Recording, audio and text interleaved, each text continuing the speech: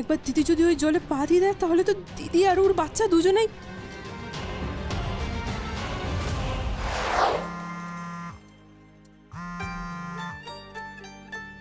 হ্যাঁ মধুজা বলো। হ্যাঁ আমি ওই হল বুকিং এর অ্যাডভান্স পেমেন্টে চালানে সই করে দিয়েছি। তোমরা তাড়াতাড়ি ওই পোস্টারগুলো লাগাতে শুরু করে দাও।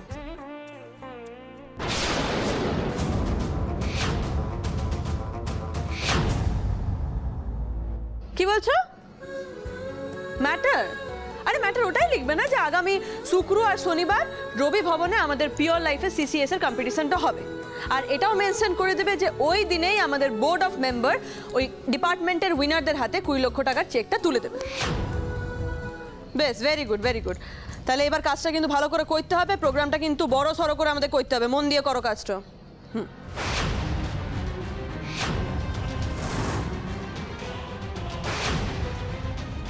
দিদি যে খোলার তারের দিকে চলে যাচ্ছে বাবা ভুবনেশ্বর। ওখানে যে জল পড়ে আছে, একবার দিদি যদি ওই জলে পা দিয়ে দেয় তাহলে তো দিদি আর ওর বাচ্চা দুজনেই।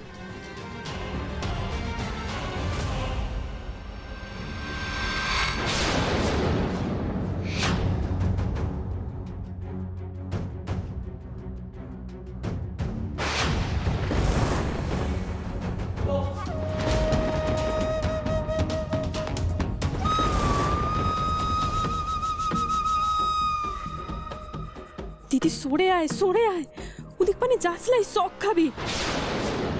আরে ফোন থেকে মনটা সরা, একটু সামনে তো দেখ, ভয়ঙ্কর বিপদ হয়ে যাবে। দিদি সরে আয়। ভুবনেশ্বর বুকে আটকাবো কি করে? কেউ তো নাই, এবার কি করব?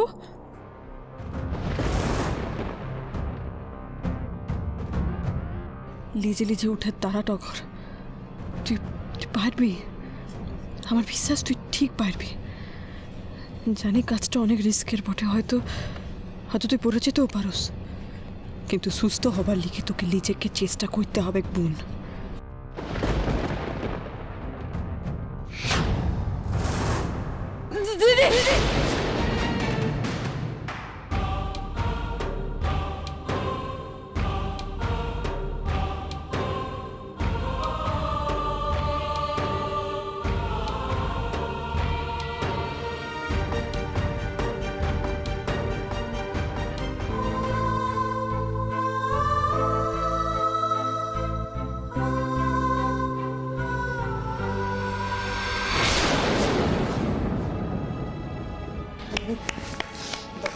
দাদা বৌদি কথা বললো আজকে। দেখো দেখো, আজ টগর নিজে নিজে উঠে দাঁড়াবার চেষ্টা অবধি করেছে।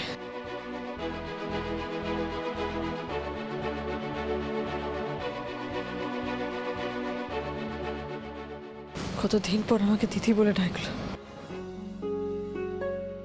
ওরে শয়তান, তোরা সবাই মিলে এভাবে প্ল্যান করে আমায় বোকা বানাইলি? ওকে শখ দিয়ে সচল করবার প্ল্যানটা তাহলে আলটিমেটলি সাকসেসফুল হয়েছে মল্লার ভাই।